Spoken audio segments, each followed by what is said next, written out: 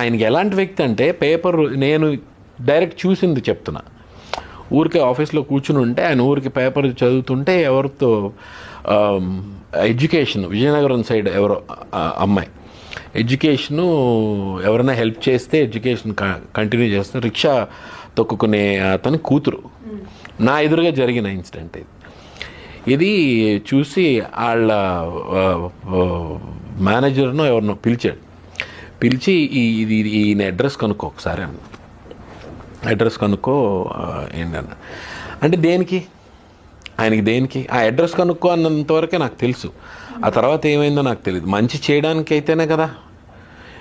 ఆవిడ చదువుకోవడానికి డబ్బులు లేవు, ఎవరైనా హెల్ప్ చేస్తే నా ఎడ్యుకేషన్ ముందుకెళ్తుంది. ఆయన అయితే చాలా చేశారు కానీ ఎవరికి కనిపించనివ్వరు. అంటే ఆయన పబ్లిసిటీ కాదు కదా, ఆయనకి ఇష్టం లేదు. అది చేసుంటే ఈ పాటికి ఫస్ట్ టైమే బోల్డ్ పడిపోయేవి. ఓడిపోయేవాళ్ళు కాదు, 2